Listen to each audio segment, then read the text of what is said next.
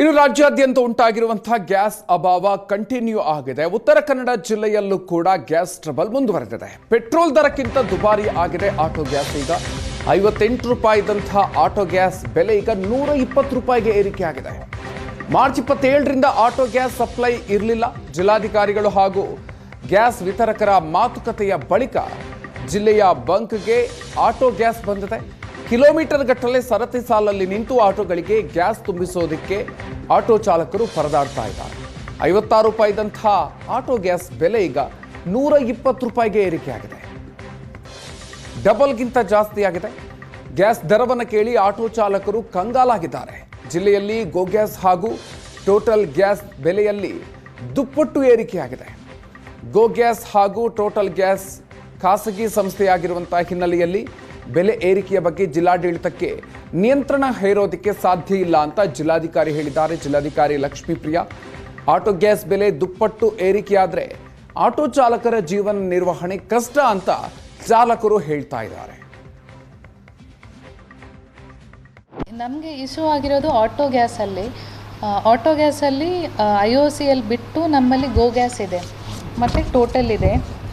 ಇದು ಏನಾಯಿತು, last 27th ನಂತರ ಹೊಸ ಸಪ್ಲೈ ಯಾವುದು ಬಂದಿರಲಿಲ್ಲ. ಸೊ ಎಕ್ಸಿಸ್ಟಿಂಗ್ ಏನು ಸ್ಟಾಕ್ ಇತ್ತು ಅದು ಕಡಿಮೆ ಆಗ್ತಾನೆ ಬಂತು. ಅಟ್ ಸಮ್ ಪಾಯಿಂಟ್ ಝೀರೋ ಆಗುತ್ತೆ. ಝೀರೋ ಆದಮೇಲೆ ನಮಗೆ ಕೊಡಲಿಕ್ಕೆ ಬರಲ್ಲ. ಇದು ಸ್ಟೇಟ್ ಲೆವೆಲ್ ಇಶ್ಯೂ ಇದೆ.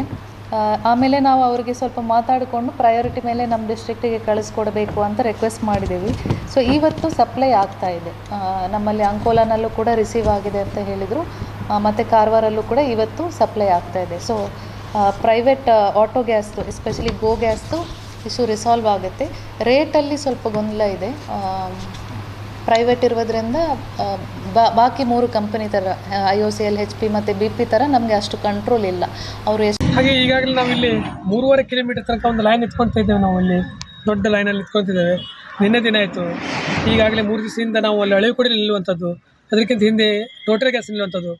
ನಮ್ಮ ಕುಮಟಾ ತಾಲೂಕಲ್ಲಿ 3 ಪಂಪ್ಗಳಿದೆ. 3 ಪಂಪ್ನಲ್ಲಿ ಅವ್ರದ್ದೇ ಆದಂಥ ಒಂದು ನಮಗೆ ರೇಟ್ ಹೆಚ್ಚು ಮಾಡೋ ಸಲುವಾಗೋ ನಮಗೇನು ತೊಂದರೆ ಕೊಡಿಸಲು ನಂಗೆ ಗೊತ್ತಾಯಿಲ್ಲ. ನಮಗೆ ಈ ಯುದ್ಧದ ಪರಿಸ್ಥಿತಿ ಆಗ್ತಾ ಇರುವಂಥ ಸತ್ಯ. ಆದರೆ ನಮಗೆ ಮಾಧ್ಯಮದ ಏನು ಬರ್ತಾ ಇದೆ ಕೇಳಿದ್ರೆ, ನಿಮ್ಗೆ ಯಾವುದು ಗ್ಯಾಸ್ ತೊಂದರೆ ಇಲ್ಲ, LPG ತೊಂದರೆ ಇಲ್ಲ, ಆಟೋ ಗ್ಯಾಸ್ ತೊಂದರೆ ಇಲ್ಲ ಹೇಳಿ ಮಾಧ್ಯಮದಲ್ಲಿ ಬಿಂಬಿಸ್ತಾ ಇದ್ದಾರೆ. ನಾವು ಅದನ್ನು ನೋಡಿ ಬರ್ತಾ ಇದ್ದೀವಿ ಇವತ್ತು. ಹೀಗಾಗಿ ನಾವು ಎಷ್ಟೋ ಜನ ರಿಕ್ಷಾ ಚಾಲಕರು